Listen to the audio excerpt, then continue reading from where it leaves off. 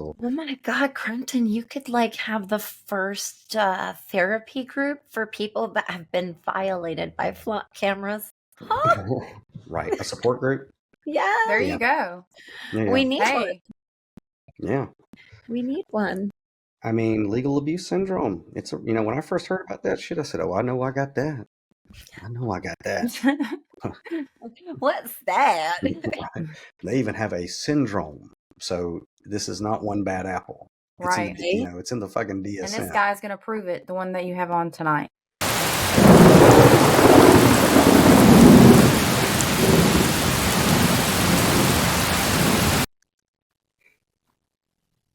So what'd you think? I told you I love him. Everything that he said was spot on. I thought I don't know if you heard, but I was talking to Mona about the lineup and the execution. That was flawless. Really? Very, very well thought out, if that was thought at all. Not at all. It wasn't. Not at all. Why would I think you thought about it? Not at all. No, not at all.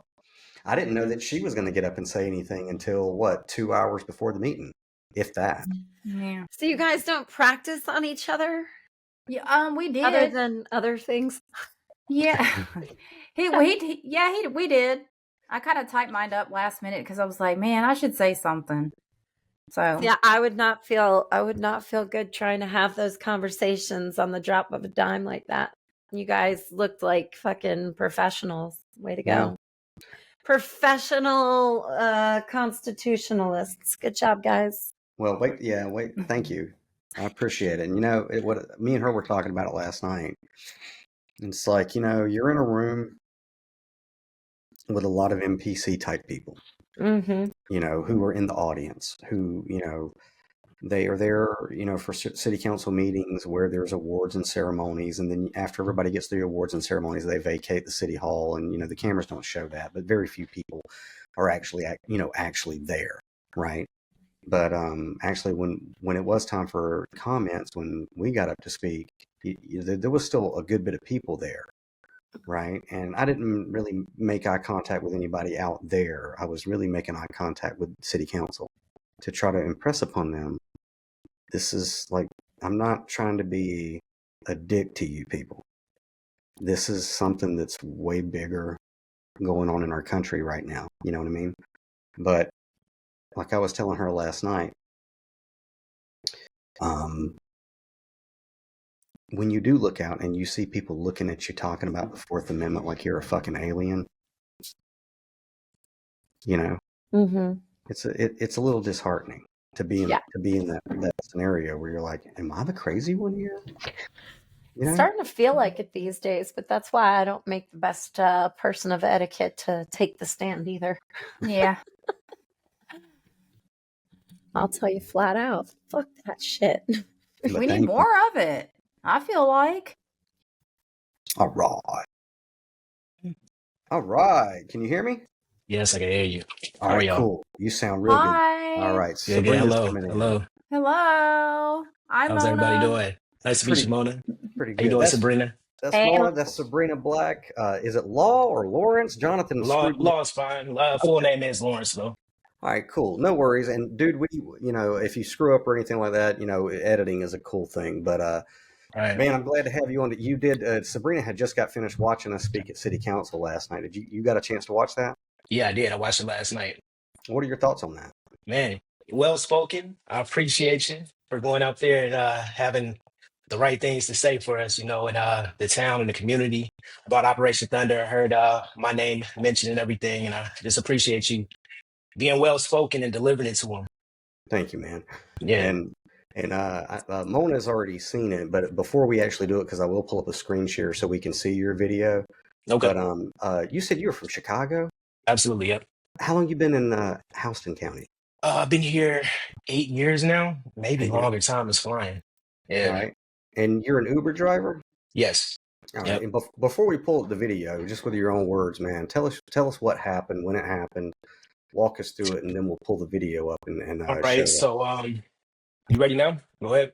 All right. So, that morning, dropped my son off at school at 7 in the morning, and just started working from there. So I had picked up a gentleman somewhere on Watson, further down, and he was just going a couple blocks up.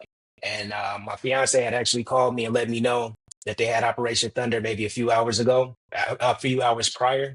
So I was aware of what was going on. I knew exactly what was happening. And I was just looking at all the officers on foot on the corners with vests on as we was just driving past Watson. They were everywhere. And the gentleman in the back was making mention of them too. And, I just let them know, yeah, I see them. They got walkie-talkies, they're obviously spotters, and they're letting the drivers know which cars to pull over. So we were at the light. We were the first car to go as the light was going to turn green. And as soon as we started driving, it was a truck behind me, and I guess the officer was behind him, Georgia State Patrol. They turned their lights on. And I was like, oh, they got one. Like I knew it wasn't me. We couldn't be speeding or anything. And that truck moved out the way.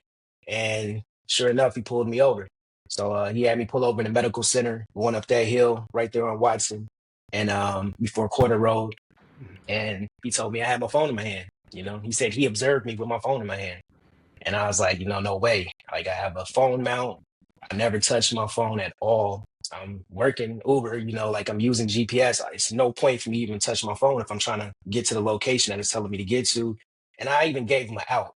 I'm like, I have a dash cam, like there's your out. Like not once did he say, you want to rewind the footage? Can you hit play for me? Like that's what I expected, and I probably would have froze. So I never had to rewind on the spot. But he didn't even give me an option to try to do that. And he said something like, "Did you see the guy on the corner, the officer on the corner?" And I was like, "Man, I didn't have my phone in my hand. Like, I'm not gonna play the question game. You're trying to trick me up." I feel like just asking me different questions. And he just walked away and came back with a ticket in like less than 30 seconds. If you look on the camera, that's the quickest ticket I've ever seen in my life. Mm-hmm. Like, even recently when I got pulled over on Russell, it took the guy a while. I had time to get out the car and approach him and talk him into giving me a warning because it takes a while. Like, he had it ready to go. Yeah. Ready to go. And let me ask you a question. All of us here, we're openly, we go through traumas. We all have traumas. Yeah. Well, the minute the lights go off, do things like that trigger you whenever you see lights in the I was rearview mirror? triggered before the lights went off, knowing exactly what the operation, well, not exactly, because I've never seen Georgia State Patrol and neighboring police departments working together. Mm-hmm. Like I've heard of trying to make quota end of the month. It's going to be more people getting pulled over. But to see Georgia State Patrol, like all like 4 different Georgia State Patrols, one arriving police department with people pulled over simultaneously, it was like, what is this? Right. Like what is really going on? So yeah, I was triggered just sitting in the car as I was sitting there with my hand on my chin, just looking and observing the operation. And that's what it looked like. It looked like an operation, Did you feel safer? No, I did not feel safe. Excuse me. No, I did not feel safer. I was like, I'm in compliance. I work really hard to have my license, to have my insurance, to be able to even to drive for Uber or rideshare. You got to dot your I's and cross your T's. Mm-hmm. So I work hard for these things, and it's like, okay, even though my fiance gave me that warning that is something going on with the officers, I'm like, okay, well, this is what I work hard for. This is why I stay out the way, stay out of trouble, Mm-hmm. and make sure I'm, in compliance. So I'm like, okay, I can handle that. But no, right when they told a fib, a lie, I was like, wow, this is ridiculous. Like I'm giving this guy out here, I have my license in my hand. I'm not even trying to keep my license from you. Here you go. Like, go ahead and run my name. See, I have no warrants and I'll be on my way. So I was like almost appalled when he came back with a ticket in his hand. Right now, me and Mona have seen it, but I don't think Sabrina has seen it yet. So I'm going to pull up a screen share real quick. All right. You guys give me a second. And it's okay if we plug your YouTube channel here, right? Yes. Everybody go to Law Dixon and subscribe and hit the bell, because I'm so thankful that you did this, but we'll talk about that in just a minute. So let me go ahead and play this for Sabrina, and then we'll go from there. So here is the stop. Now, first, how do these dash cams work? Because after this, I'm getting one. How does it work? Do you hit a button, or does it automatically record? It automatically records. If I have mine hardwired to my USB port going around my dash and everything. So I don't have to do anything. It just comes on right when you walk past the car. If the car's not running, it shuts off when it's nobody's, when it's not started. And it does 3-minute intervals, and it recycles from the oldest footage to the latest. So you Okay. have time to get what you need. Yeah. I'm certainly, especially after this, I'm certainly getting one. But Yes, let me go absolutely. ahead and play this. Sabrina, watch this. Okay, so this was during Operation Rolling Thunder to keep us safe, and certainly not for quotas and Warner Robins at all. Right. It's never about the quotas.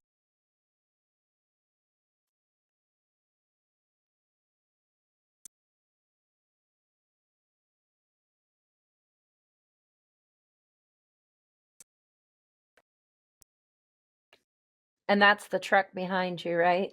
Yes, That's not the state trooper. exactly.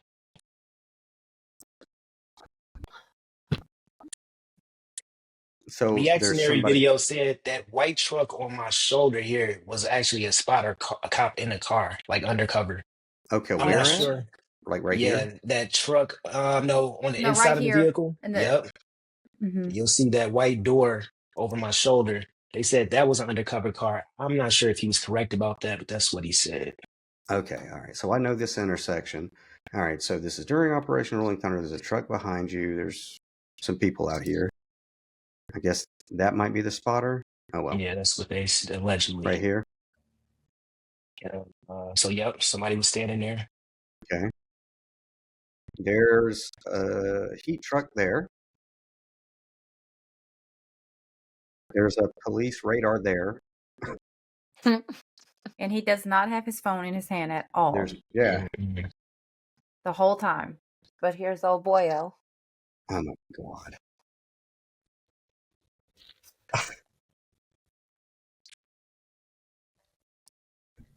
Mm.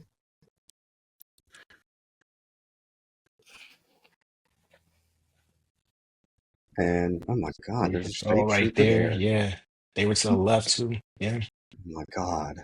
I'm not gonna lie, the guy in the back looks a little sus. No, I'm just kidding. He's like, he looks like That hat. he's rich, getting his driver to drive him Another around. state patrol right there to the right, pulling in over there. Gotcha. Yeah, saw that.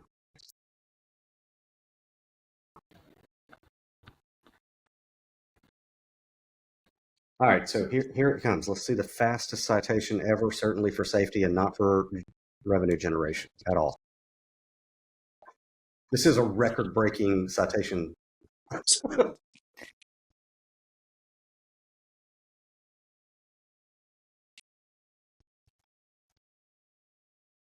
I don't have any audio. I don't have any audio And the either. audio.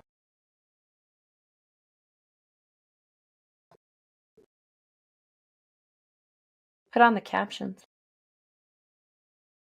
All right, let me pause that real quick. Okay, that is no fucking way for anybody who has ever sworn an oath to the Constitution and wearing a badge to be treating an American whenever they make contact. I'm sorry, what was this officer's name? This is Officer Gustavo Dienda, 0120. Of the Georgia State Patrol? Yes. Wow. Post 13. I'm going to back that up a little bit. This, and look, for people who are not in any kind of a government position or anything, this is the typical approach that we, the people, get from people behind a badge on a daily basis. So let me back it up real quick. And all right, so let me fast forward it again. So you guys can certainly hear it now, right? Yes. Yes. Yes. All right, cool. Let's get back to Officer Gestapo. Is that what you said? Gestapo? Yes, Sorry. Gustavo. Was it really? What are you doing? Yes. It is Gestapo? Would it be at the With end? the Gustavo. Close. Close Yes. enough. It's close enough. All right, so let's listen to Officer Gustavo. Ask for your papers, please. Trooper Deanna with the doorstep patrol. The reason for the stop, notice when you came up to the red light, you had your phone in your hand. You got your license? I didn't have my phone in my hand. I got a camera in my Okay, you got phone your deck. license. Did you see the guy standing out by the road? I got a camera in the phone deck. Did you see the guy I standing did out by not the have road? my phone in my hand. Okay. All right, you still live at 66? All right, thanks, God. You didn't have your phone in your hand. I know I didn't. You lying. Yeah, that's it. The DWB and that. Thank you. Think again. More Americans listen to podcasts than ad-supported streaming music from Spotify and Pandora. And as the number one podcaster, iHeart's twice as large as the next two combined. So whatever your customers listen to, they'll hear your message. Plus, only iHeart can extend your message to audiences across broadcast radio. Think podcasting can help your business? Think iHeart. Streaming, radio, and podcasting. Let us show you at iHeartAdvertising.com. I love that you have a witness in the car. This is what Americans deal with on a daily basis. It's This is triggering me right now. Jim found a man who gained centipedes into the washer. That's why you gotta have a camera. Because they be lying. Police be lying. I got a whole camera. It's documented. That's why I got one. Shit like that. They be lying. Good on you. Vaporize your cold with NyQuil Vapor Cool. It's NyQuil plus a rush of Vicks vapors. NyQuil Vapor Cool, the vaporizing, nighttime sniffling, sneezing, coughing, fever, best sleep with a cold medicine. Use as directed. Keep out of reach. I feel like you did a good job communicating with a cop. A lot better than me. One thing we were commenting on is I don't have the class for this. A lot of practice, probably. Unfortunately. I bet, especially in Houston County, man. Everywhere. I mean, and you have to keep your composure. Mm-hmm. You do. It goes the wrong way a lot of times. And let's be honest here, minority, your color around here does matter. Exactly. So you got to take that into account. Yep. And the guy in the back as well. So it's yeah. I mean, even him, it's like he didn't want to move. Yeah, he looks scared. He looks very scared. Yeah. I don't blame him. Something that he's probably been through a time before. And that's your job, right? You drop. Yes. All right, hang on. Let me back it up, guys, so we can hear the offer of a bill of attainder by Officer Gustavo. And then I'll ready. All right, you are going to get a ticket. Any questions? Call this number. Pay it on. Get it website. I'm here saying get a copy of the citation. I'm here. My phone and my yard stripping for it. Like yard stripping. What do I got to do? Do I got to sign this? You can sign it. Do I have to sign this? Yes, sir. You have to go to the jail. We're going to put you in a cage. Actually, can you leave it together for me? Thank you, sir. Nope. Stop safe. All right. I might sign it GFY. All right, so that was 5 minutes. That was one of the fastest citations I've ever Well, he got seen. him to sign that under, what is it, threat? Arrest. Yes. Yeah, absolutely. Because you clearly didn't have your phone in your hand. God forbid you, argue back that you didn't and not want to sign it. I mean, see? And that's probably what I should have did, but it's like No, I got that kids would at have home. in a worse situation. Yeah, that's what I'm saying. So what do you do?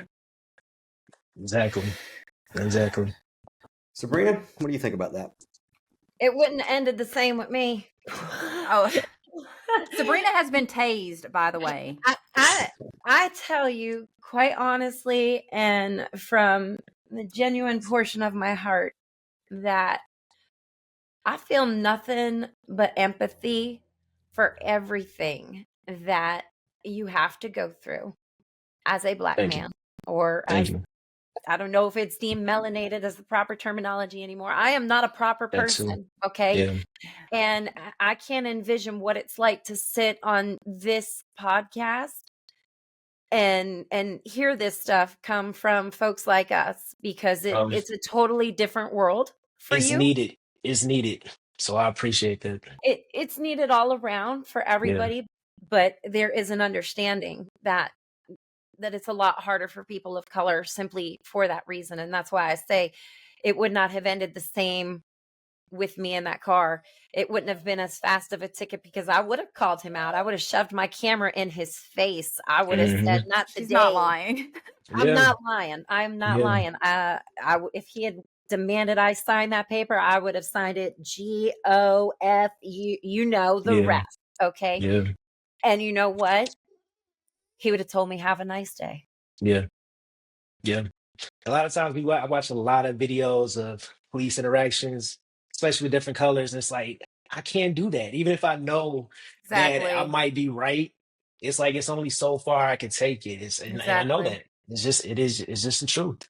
It really is. I want to point this out. Okay. Now, good on you for having a camera. And I want to applaud you for posting it to social media and encouraging everybody else to get a dash cam. Because here's how it, Yeah. now, can I call you Law? Yeah, please. All right, cool. Law. Yeah. Law, let me tell you, in most instances, most people wouldn't have the forethought to do that.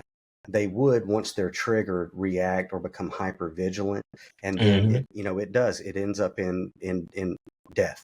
It ends up in death.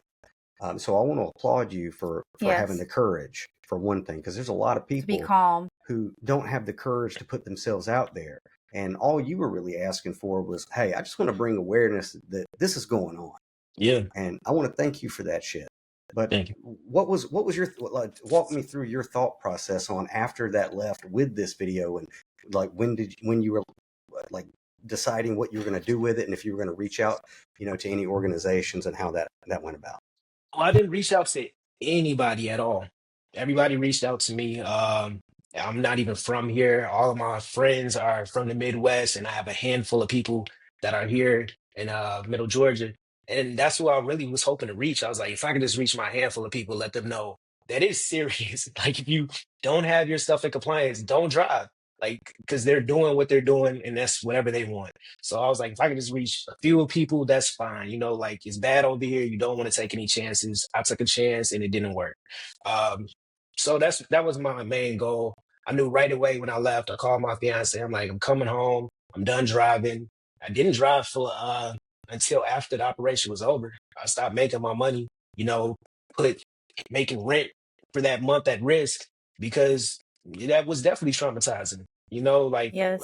They blatantly lied.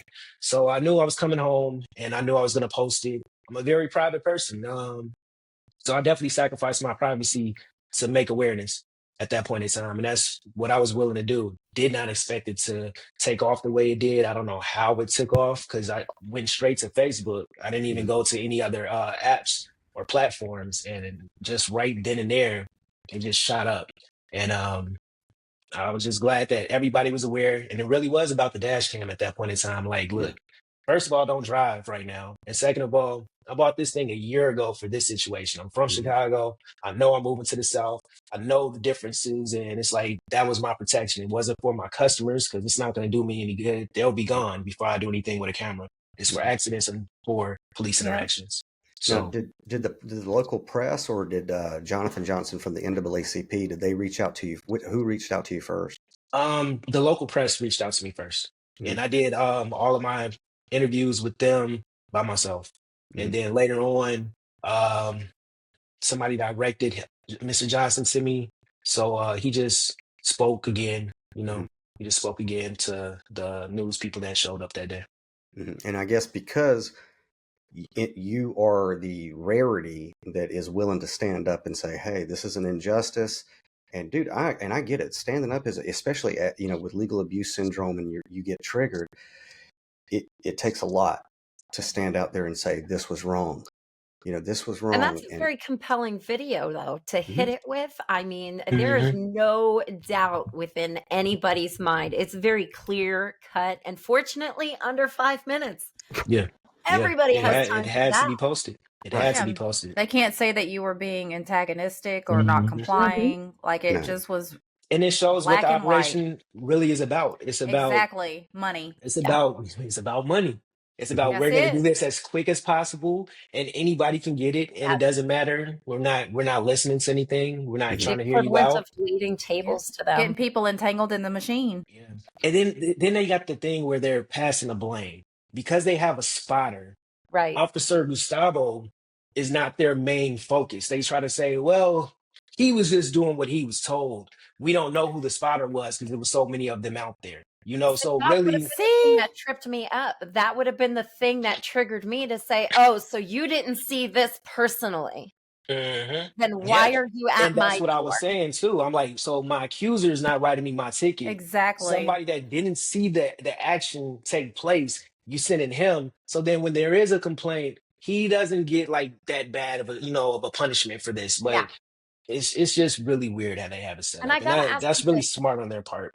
Go ahead. How did this impact your work? You're a driver. You get paid to do that. I imagine Yes. when you have a ding or an offense against your license, this is somehow impactful on your That's job.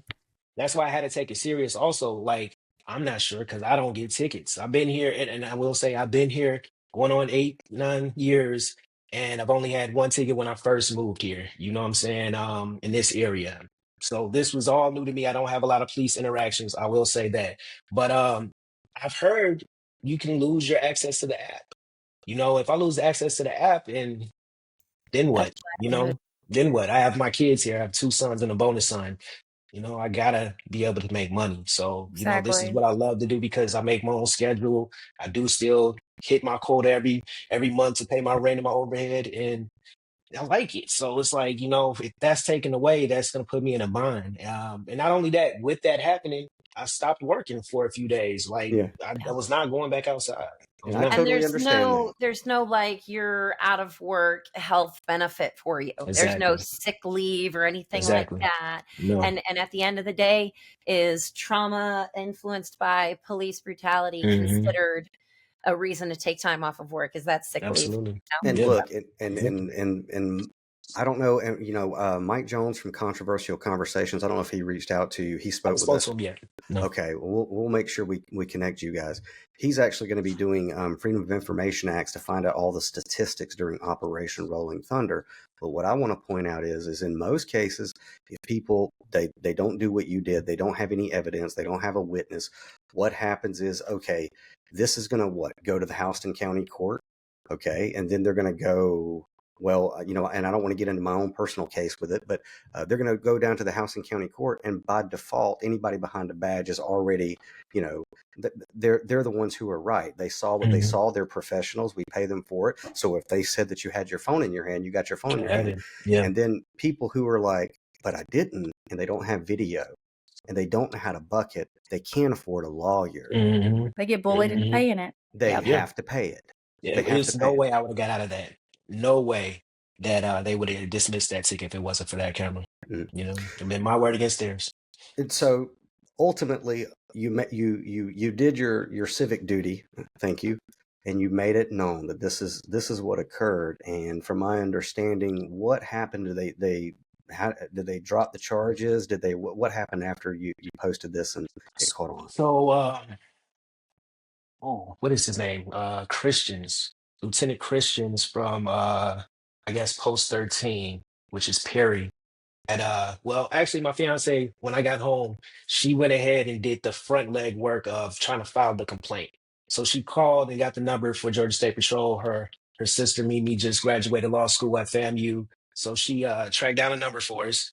And I believe she called them and said, "Hey, you guys might want to check social media because one of your officers is going viral." And my fiance made the call to sort of like get to the point where she can pass me the phone so we can make the complaint.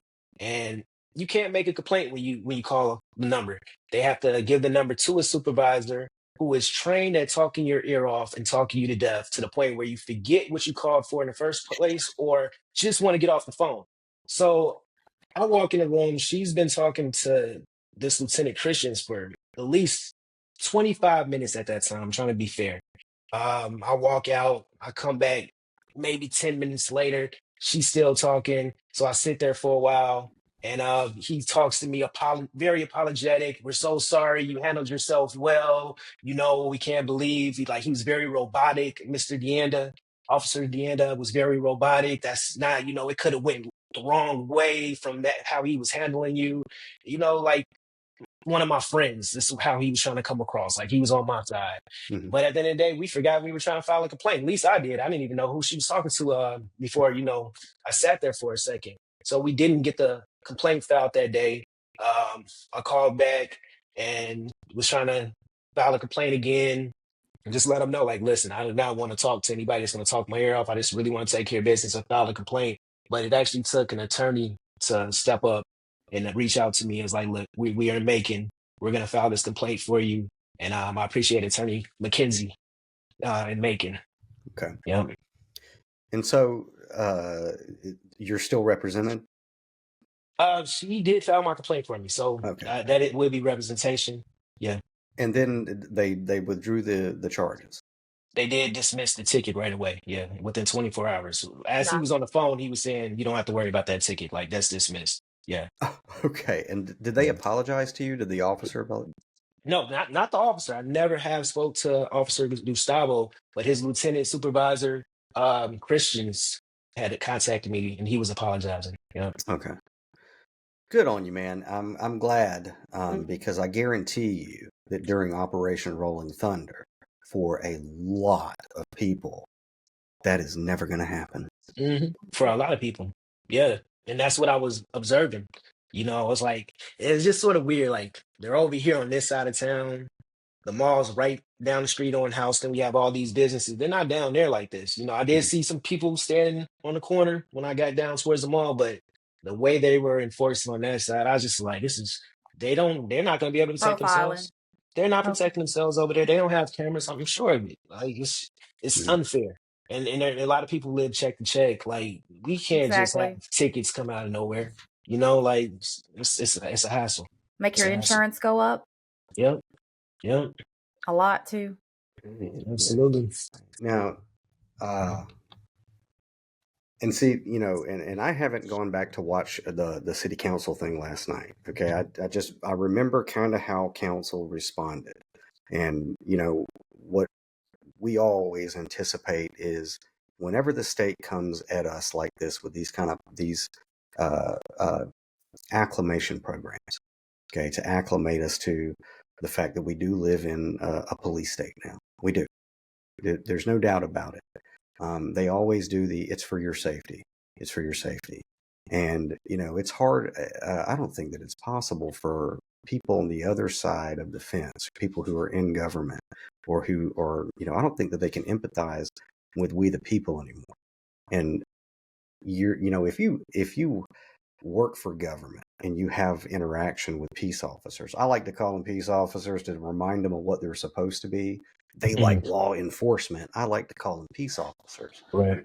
but we know what they are. But I don't think that it's that people who are in local government or in that area that they can empathize with the fact that, look, the way that you guys get treated by people behind a badge are not the way that we get treated, right? And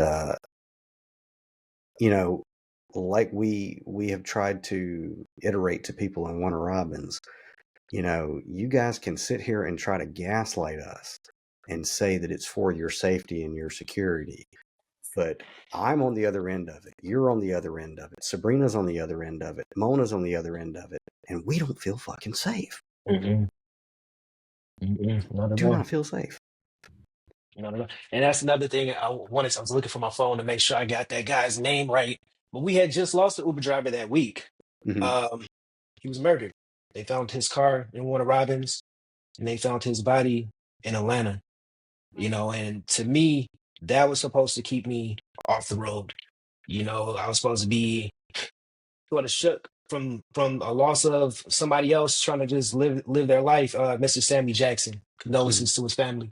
But that should have shook me. But instead, I went home because of the interaction with a police officer, and they're supposed to protect and serve. They're supposed to make me feel safe on the streets, and that's not how I felt. Imagine if they weren't pulling you over for a bullshit case and they were instead figuring out murderers. Yeah, exactly. Yeah. Now you talk about you're composed because of experience, and like Sabrina said, I use different terms than most people. Law, I don't see the world in black and white. I know a lot of people do, like Sabrina pointed out. I like to use correct terms, melanated, on degrees, Yes. like so. But you're more melanated than me, clearly. Okay, and I am, I became aware of the plight of the melanated man in my early 20s. How it came about was I used to be a supervisor for an inventory company, and most of the guys who were in my team or whatever, they were melanated guys, and we would travel all over the South, Tennessee, Alabama, things like that.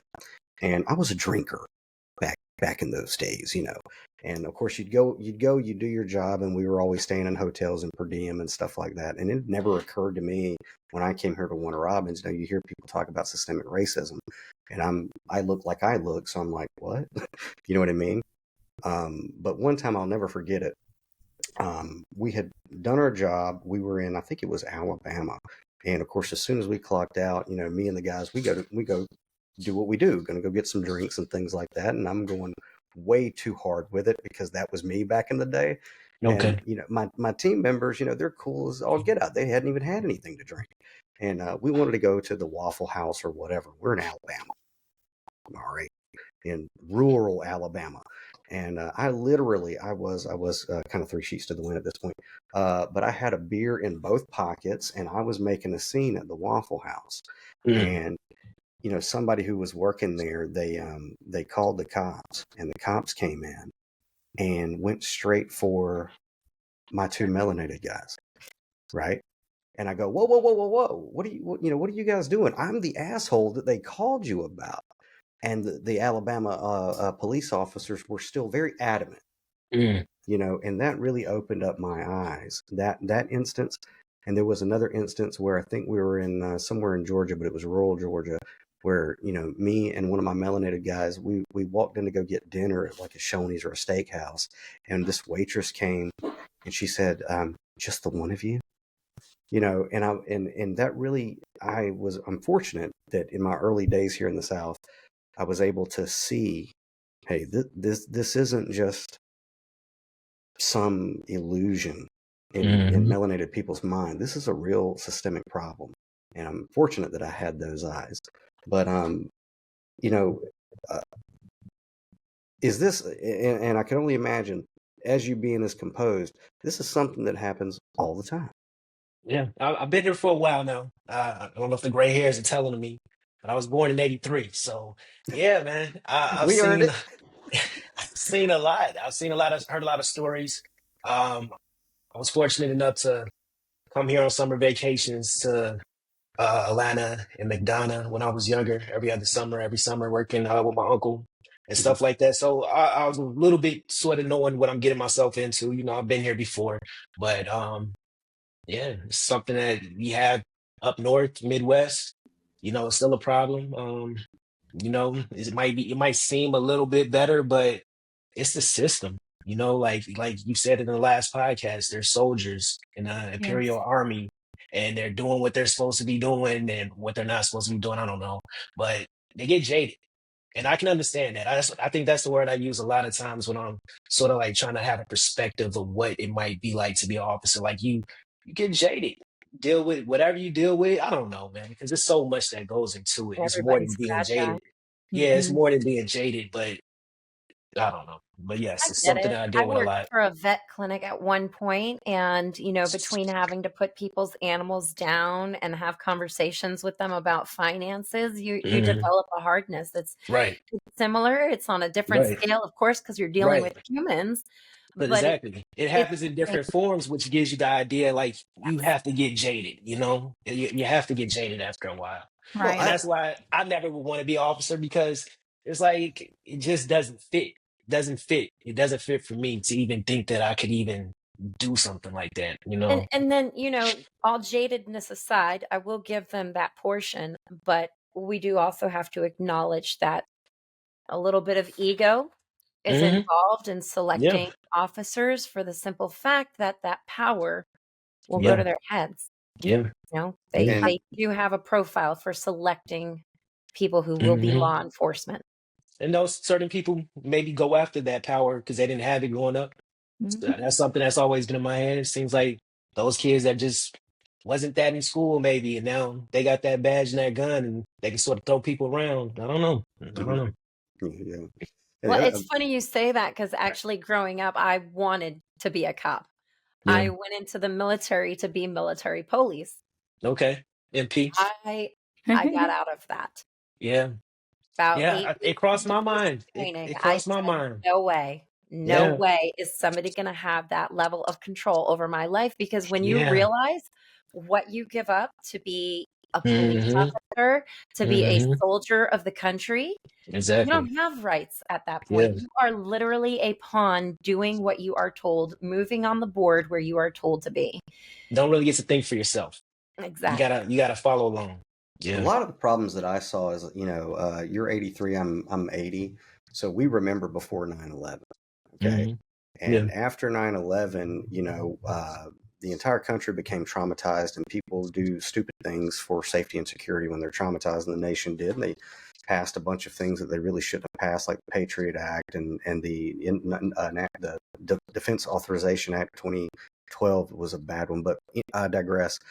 What really started amping this up, and whereas the melanated community has always been aware of police brutality because we know the history of the police. They were instituted to catch slaves that ran away. That's where police started. Okay. And so after 9/11, when it started amping up with the Patriot Act and everything like that, now the rest of the ethnicities started to go, wait a minute, you know what I mean? And the reason why is because you have the federal government. They put these threat fusion centers all over the country where, because of 9/11, and them using the Hegelian dialectic, which is you create a problem, there's a reaction, and then the solution. Well, the problem is there's terrorists everywhere. The people react. They want to be secure. And so here, let's give them the solution, a police state where there is a national database and it's a national police force.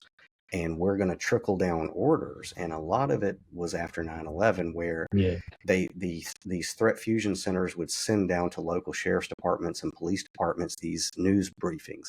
And it made these local ocals feel real special because the Department of Homeland Security is giving us briefings on how to look for terrorists, and started slowly changing the mentality of the peace officer to militarized, right? And they started conditioning local forces, sheriff's office and police departments to view we the people not as who they're supposed to serve and protect, but as enemy combatants.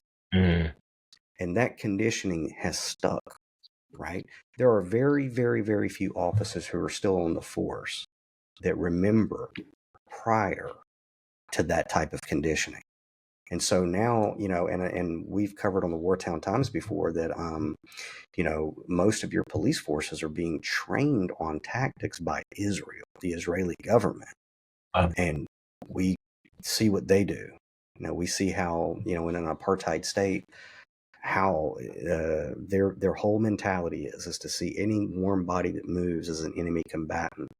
And there's word games going on, just like in 1984, where, like, if you were to ask a police officer or a chief of police or a sheriff, hey, there's way too many instances in our community of police brutality, or in your case, like with Officer Gestapo, the way he treated you, right? They would respond with something along the lines of, well, we're trained on how to de-escalate the situation, right? Now, you got to clarify your terms, okay? Yeah, they are. They're trained on how to de-escalate it. But if you were to get them in a room and go, well, how do you do that? They'll say, by getting compliance. Right? If you don't ask a little further and go, okay, so you guys are all trained on de-escalation, and you just drop it right there, you're like, oh, okay, cool, they are. They're extensively trained on de-escalation. But if you get them on the stand, right, and you go, and how does that training go? Gaining compliance by any means necessary, and then I can de-escalate the situation. Right. So true. Am I wrong? I mean, you know what I mean? Absolutely right. Right. But a lot of people, they don't think that far, and they don't look that far into it. I remember, after the National Defense Authorization Act of 2012, I was arrested for some stupid shit. Spent 3 days in a cell here in Houston County for not identifying. Okay, walking my dog in a public park with no ID because I don't live in Germany. All right, do you remember that, Sabrina? I do. It's one of my favorite episodes. They took me in like Hannibal Lecter, because I refused to identify. And the funny thing is I'm a local activist and blogger, and I'm an author and all that. They knew who he was. They knew who I was the minute that they made contact with me. They just wanted me to comply. Yeah. They wanted me to comply. And I guess that's the similarity that I would say resonates between people like Crumpton and I who are not as melanated, and we resist the law, and our melanated friends, you know, we can resist a little bit more, but at the same time, we're targeted simply because we've stood up for something, you Yeah. know. And You were that's why you're targeted. appreciated by me. That's Yeah, why you know. you know, because we need more people to stand up. Yeah. We do. We need that. And even with Mr. Johnson of the NAACP, I was so happy that he said it wasn't a race thing, even though we know it's because I'm melanated, but I didn't want it to give off that tone because we need people like y'all.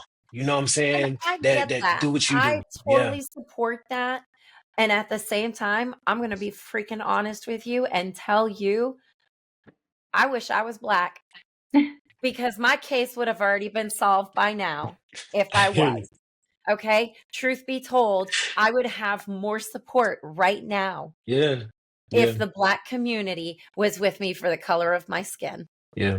But I went a different route from you. Okay. I went straight for the lawyer. Yeah. And unlike talking to the officers when you went to file your complaint, I talked to a lawyer who sweet talked me into thinking that we were going in a lawsuit after the police, but instead all she did was get the record of the event wiped off my record, Okay. which did nothing for me. It did not erase what had happened. It did not take away the fact that I spent a week after being tased sore in my tits. I mean, Mhm. like, there was an injustice done, Right. and they felt Right. like that was enough. I feel like the whole county was involved literally in a psyop to shut me down in maybe a little escalated of a manner than actually had happened. But I feel like, gosh, from the police to the gosh darn lawyer who wasn't involved in getting a little something out of my wallet this day, you know? Mm. And that's the mentality that I'm stuck with, because if you didn't show up to kill me, you show up to kidnap me and take my money. Pick one. Either way, you're wrong about it. So, you know, um, that's the only connection that I can really resonate in terms of the targeting of people, you know, Mhm. is I don't disagree with one bit of the fact that you were targeted simply for the color of your skin. If somebody was standing outside of your car and spotted you, then they clearly saw that you were literally like this the entire time. Okay. Yeah. There's Yeah. no way to deny that, I don't think you There's know? so. no So I if don't confusing you think it. so. I mean, and that's the thing. And I don't want to go against your wishes to turn it into something that you feel that it may I, not be. I Can I do actually that? agree. Like even the way my phone is set up.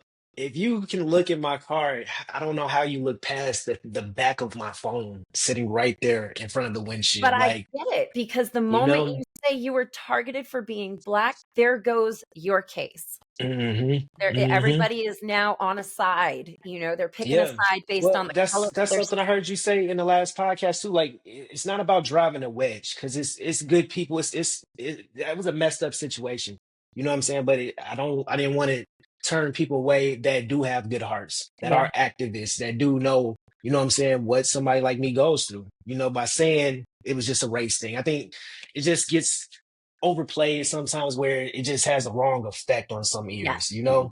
mhm. That's Yes. all. But we know Yeah, And what it it's a was. shame when We it's we true, know though. what it was. Yeah, It's a we know. shame We when know it's what it true. was. and Absolutely. Law, I want to thank you for thank you for acknowledging. I don't. I'm like Captain America, man. I don't like bullies, and I'm always on the side of the underdog and the oppressed. Like I'm anywhere because I Hmm. come from the dirt, so Yeah. I know what it's like. To come from the wrong side of the tracks myself. But I don't like bullies, and I'm going to stand with whoever's being oppressed. I don't give a fuck who they are, what they look like, or what they're doing.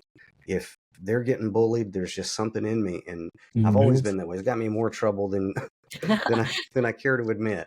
A I lot of believe it. trouble, and Yeah. I don't do it for praise, and because that certainly doesn't fucking come. More people, they wag their tongue at you than anything Yeah.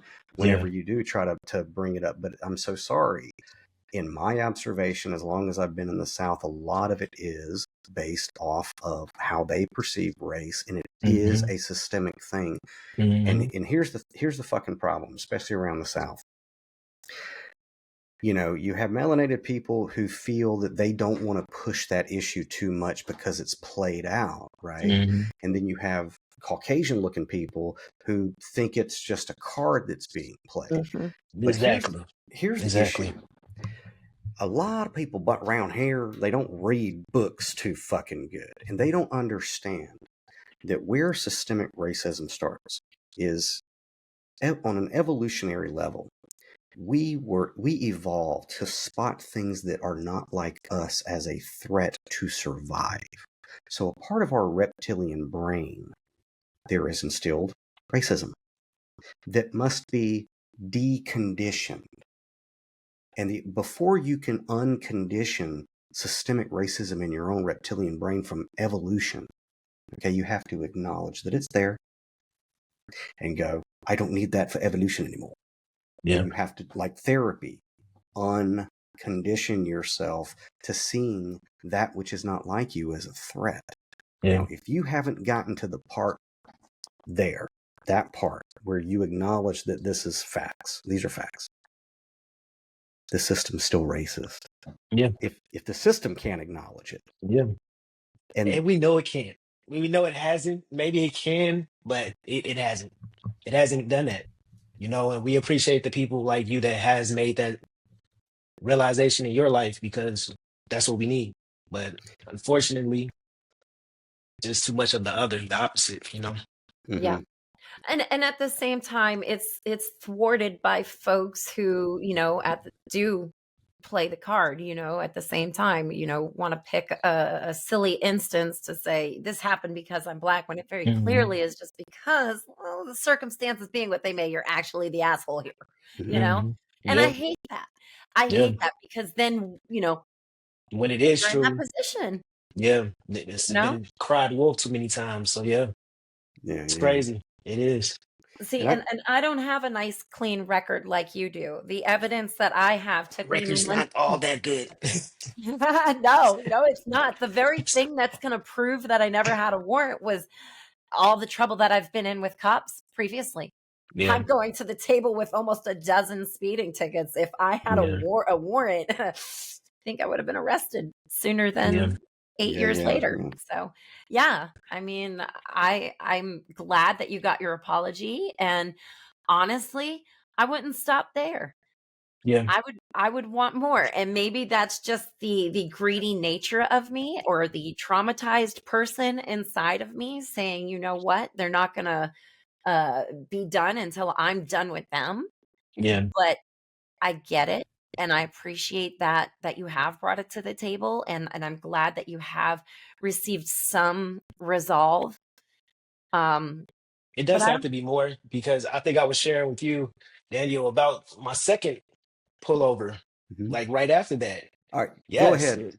Tell Sabrina and Mona about this. So this day, I'm driving down Russell. This is also on your YouTube channel, right? Yeah. Now this is yes, it is. Yep. This is the Warner Robins Police Department this time.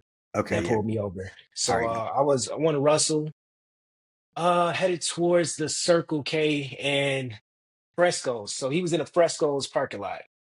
I saw him because somebody else was pulled over in the middle of the median lane with a different officer. And he was sitting to the right, coming out the parking lot. As soon as I'm about to pass him, I'm doing ride share, and I got the alert to get a ride. So, of course, I'm taking that ride. You know, I hit the accept button as I pass him. Didn't think nothing of it, because this is ride share. Like, I mean, my phone's on the mount, hit the accept button. I've read the terms and conditions, and I reread them after this incident. You can use a one-tap feature to accept rides. So in my mind, if you have your phone on the mount and you get a phone call, you can push the green button and say hello. Okay? What we cannot do, we cannot watch videos on our phones. We cannot have the phone on our body, on our person. We cannot scroll through a playlist. But as long as you're using the one-tap feature to accept the ride, you're good. As long as you don't pass by a police vehicle with the lights on, school zones, certain conditions. So in this case, I wasn't doing any of that. And he pulled me over. So I'm asking him like, hey, first of all, he pulled me over in a Circle K gas station as I was about to pump my gas. I don't know if that's private property or whatever, but he jumped behind me with his lights on at the pump. So I'm already out the car. And this video wasn't that good because most of the interaction happened outside the vehicle. But I'm like, what's going on? He's like, well, I saw you messing with your phone. You can't do that. I'm like, all right, well, I'm driving ride share. I hit the accept button. I saw you sitting there, and I didn't really think that would be a problem to hit accept with my phone mounted. He's like, you're not allowed to manipulate your phone at all while driving. I'm like, well, how do these companies stay in business? He's like, oh, just give me your license. And he went to his car. And I was like, all right. So I got in my car. I talked to my camera for a minute. And he was taking way longer than Officer Gustavo. So I took that time to get out the vehicle to go approach. And he could have been very aggressive at that time. This officer was approachable. He heard me out. He did say, hey, I'll be with you in a second. You can return to your vehicle. And I was just like, hey, I'm not trying to be an asshole, but I can't get a ticket for this right here. Like, what does the law say? And he ended up giving me a warning. But what he told me the law says is, in order to accept rides, I have to pull over on the side of the road to accept rides for Uber while doing ride share. I'm not supposed to touch my phone at all, according to what the law says in his perspective. He says, I'm taking my eyes off the road by doing that, even though my phone is right in front of my dashboard. I feel like I'm taking my eyes off the road by controlling my climate in my car more than I am by hitting the accept button. And after that interaction, I did read that you can't accept on expressway. I did read if you are doing Uber Eats, you're not allowed to touch your phone at all. So those rules don't apply to Uber Eats. Just throwing that out there if anybody's listening.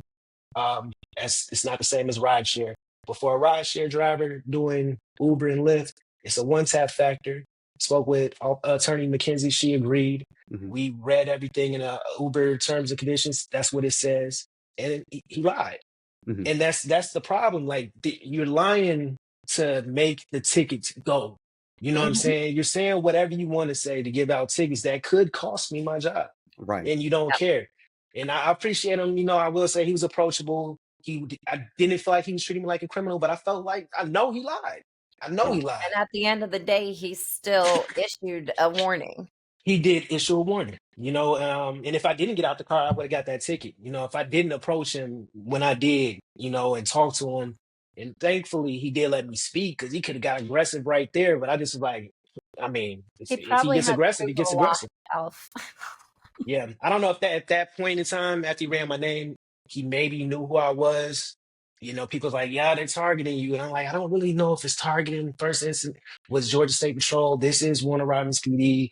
Like, they have an interconnected database. Yeah. They have an interconnected database. So especially anything within that area. Yeah. And it was that area. Yeah.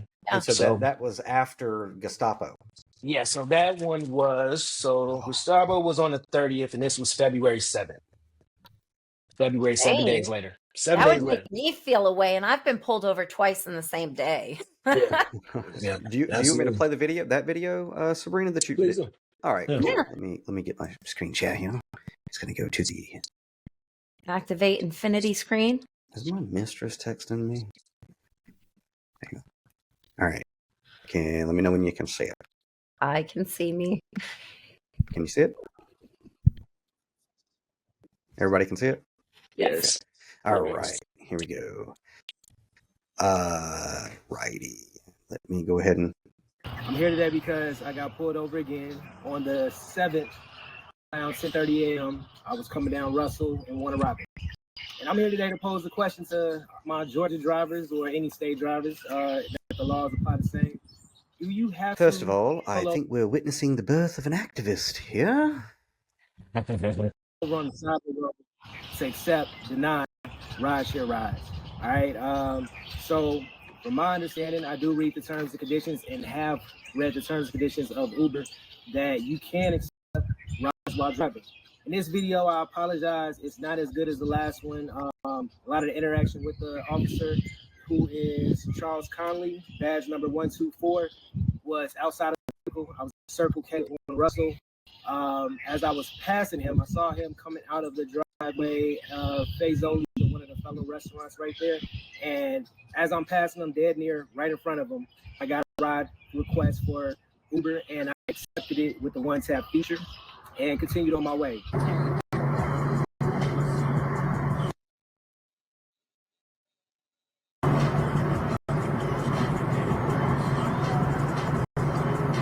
He immediately pulled behind me, and I pulled in Circle K, about to pump gas.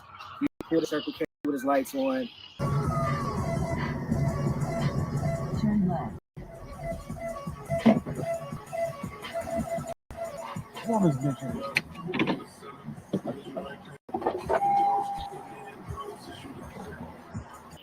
As I'm out the car grabbing the pump, he approached me and told me I cannot manipulate my phone while driving.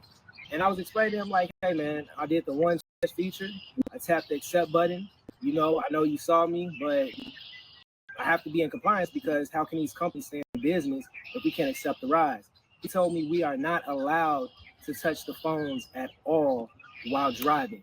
It doesn't matter if they're on the phone now, you can't touch your phone while driving.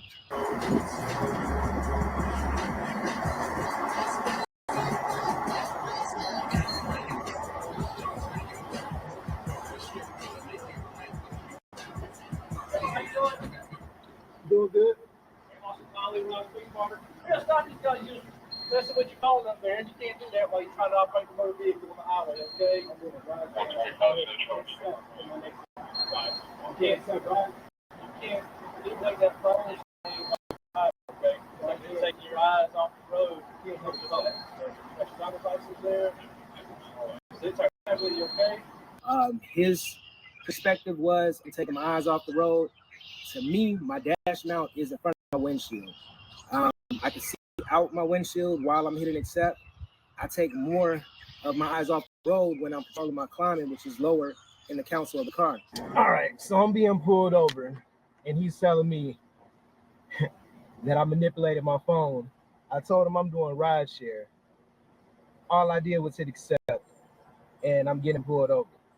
So right now, I am on Russell at the Circle K gas station. It is 10:39 a.m. and he's trying to give me a ticket for hitting the button accept for my rideshare ride.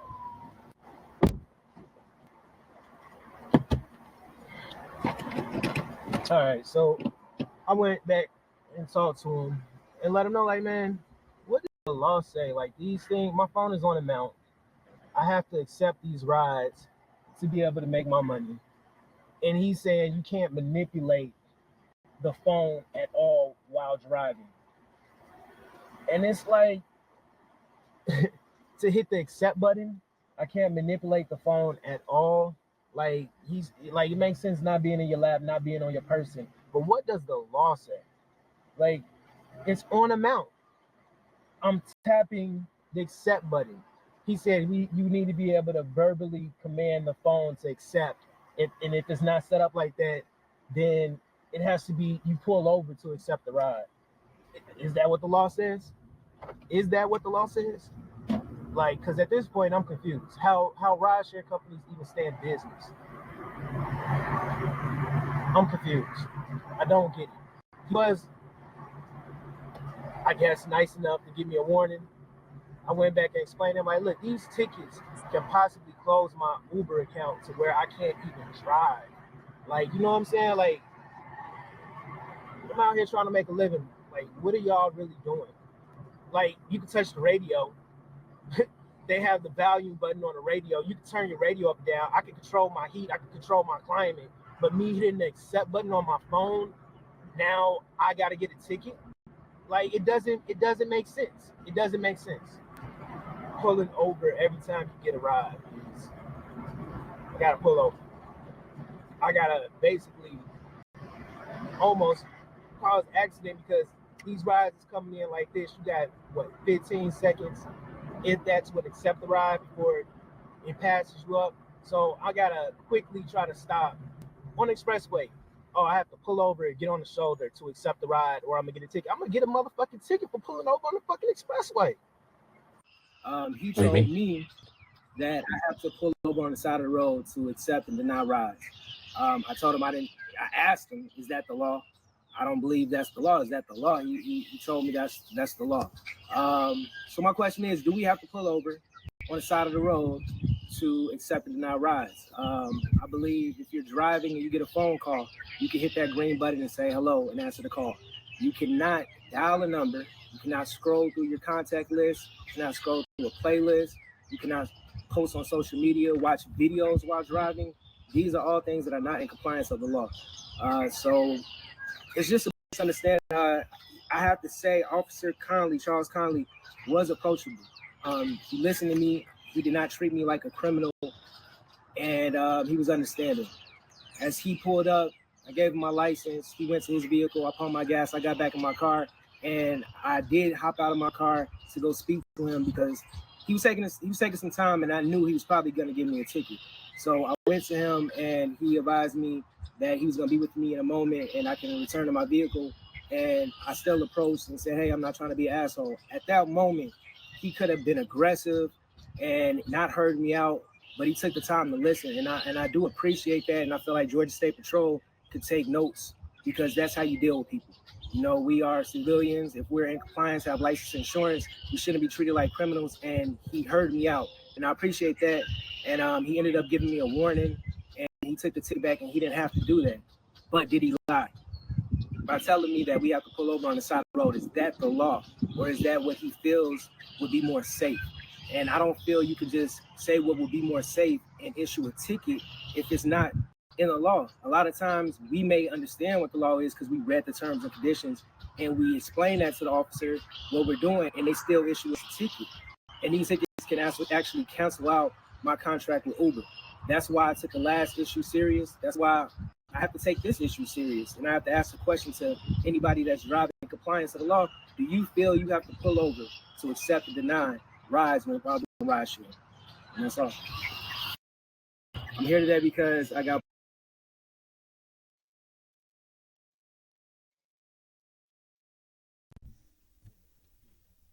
Yes. Thank you.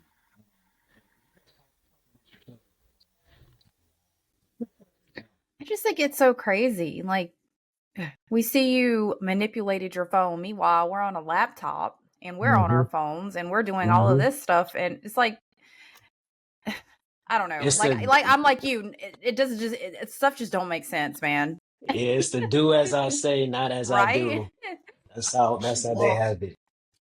Well, I actually thought We only use 80% of the equipment that our cars come equipped with anymore, you know, between all the knobs and gadgets on the dash. There are apps actually built into your screen in cars, newer model cars, that are driving apps where you can alert people to different hazards on the road. You know, you've seen them. They have it Yeah. on Google Maps, Yeah. Waze.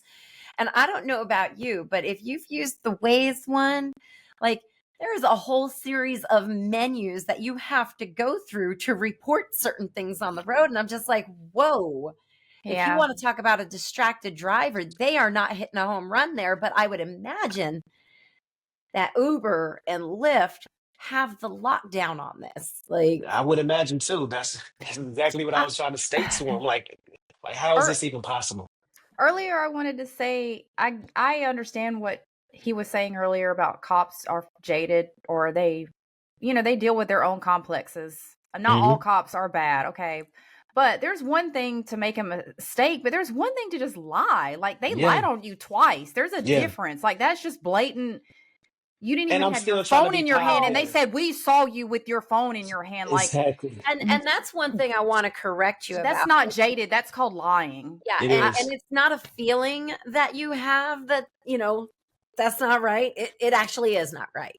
Okay. Thank There's you. no Yeah. feeling or question about it. And anybody Right. who doesn't resonate and understand that is clearly broken. I mean, I can't put it any other way. You're Yeah. an NPC walking the earth who's part of the problem. Because if you don't realize how this is very wrong, we can't make it any clearer. And I also want to Exactly. say that, minority, skin color, or whatever, gender. People are tired. I mean, not only the Black community, it's everybody. Like when we were at the protest the other day, there was just more than the Hispanics there. We had Black people there. We had Asians there. People we're tired. I mean, people they're like you. Like we don't have anything to lose. People are now starting to stand up, put out videos, go to city council meetings and speak out. Like we're tired. I think that we're past the point of fear, a lot of us. Yeah. And We got I think it's great. You know, what do we got to lose? But talking about that, if I had, like I was saying, I'm thinking about printing out citizen citations.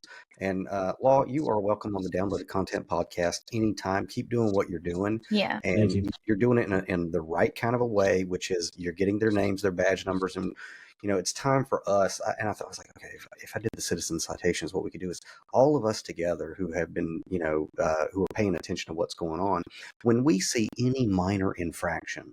For example, if I could tell you how many times I have driven down Watson or Russell and have literally seen Warner Robins police officers driving with a phone in their hand, okay, on their laptop. And I'll what is that card, that cruiser number or whatever? And it's like, well, yeah, look, you're going to lead by example. I see it all the time. Or when they're illegally parked, or they're parked off, hiding behind something when OCGA says How about in the dark with their lights off? I mean, just in general, we see it all the time. Yeah, all the time. And I didn't know they weren't supposed to do that. They're not. I thought that was okay. Yeah, they have a separate code of conduct that they abide by, the due regard for that addresses their handling of phones while driving. But they are actually allowed.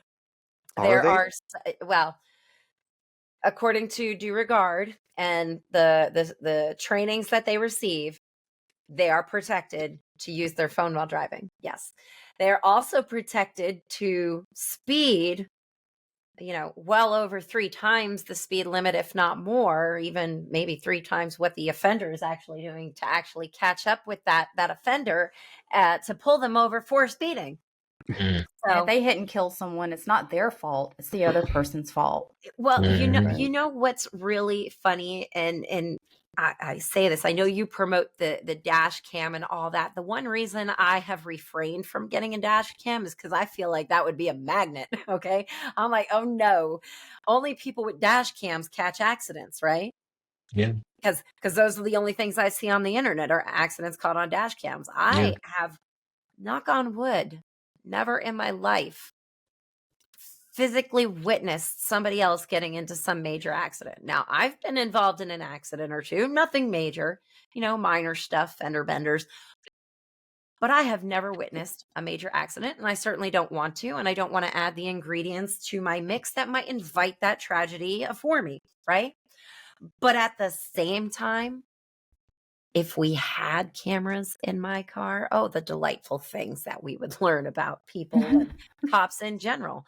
But in alignment with that, it's like, even the content that you bring to the table is going to be challenged, right? And that's the biggest piece of it is getting over the hurdle of everybody who's challenging what you're presenting. And getting over that hurdle of being recognized despite whatever the color of your skin might be, the gender of your sex might be, or how bad your driving record might be, right? Getting over those little humps that paint you as the criminal they want you to look like. Mm-hmm. I think you're doing a tremendous job of that. Yeah. I think that's fabulous. And that's, just as you say, you need people like us. Oh, no. This is what we need right here. More of this. Not really, because that's bad. But at the same time, the exposure, the way you've presented yourself, I wish I like I said it before, I wish I was Black. Maybe I would have learned these things growing up. Okay. I had a white New York daddy. Okay. police records and all that jazz is all in his history, and that's that targeting and family pass downs that I deal with, right? So I get it, but at the same time I'll never get it on the level that you do. Right. And I just cherish that Crumpton brought me on this podcast because I learned something. I'm at like 9 months into dealing with gathering evidence and stuff for my own case, and what I learned right here is like Yeah, how and dude, easily. and Yep. I urge you, especially because with your situation, it's so blatantly clear. Yep. So blatantly clear. You do whatever you want. You have free will. But I think that if you pursue this and you make enough noise and bring it to light in such a clear-cut case and show people, lead the way to show people, look, don't back down, don't shirk from fear, challenge this authority. You have to challenge it in a civil way, while we can, because everybody here knows my opinion about this country, especially moving forward past this last election of a dictator, is the America that all of us grew up in is gone. And it's never coming back. And it's only going to get worse. Only going to get worse. And like I was talking to somebody at the bookstore today, I said, look, first what they do is, they give the police or the state a tool and nobody says anything about it. And they go, well, they must not have cared about that. So we gave them radar guns last month. Here, this month, what we're going to do is give them license plate readers. Nobody says anything about it. And they go, they must think they must be okay with that. So now what we're going to do is we're going to put flock cameras everywhere, right? Or give them tanks. I don't know if you know this, but our local police force has Linco Bearcat assault tanks that the taxpayers are paying for, and I'm sitting here for 13 years, Law. I've been looking at these people down, in local government, not the ones who are sitting there now, except for maybe one city councilman who won't go away. But it's like, guys, it ain't a goddamn thing. It ain't got nothing to do with keeping us safe. Giving a police force an assault tank, and they all wanted to call me crazy back then, and now they have like 4. You know what I mean? And it's this slow build, this slow acclimation, because either not enough people or no one stands up and says anything.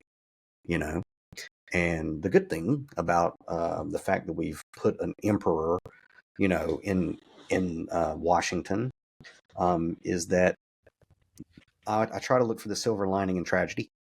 And the silver lining that I do see with this lunatic that literally just said yesterday in a he just signed an executive order that only him and the attorney general can interpret what the law is.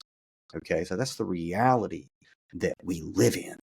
It's not far, far away anymore. We live in a dictatorship. And, I don't want to go off on a tangent, but what I mean to say is the good thing is that that people who normally never would have stood together under any other condition, now we don't have a fucking choice. And if we don't stand together now and start doing things, like you've done to bring awareness to it. I mean, I don't have children. I guess all of you guys do, right?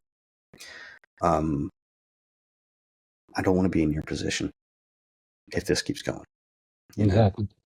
You know what I mean? Exactly. So we've been going for like an hour and 30 minutes, and I forgot to ask you how long you had.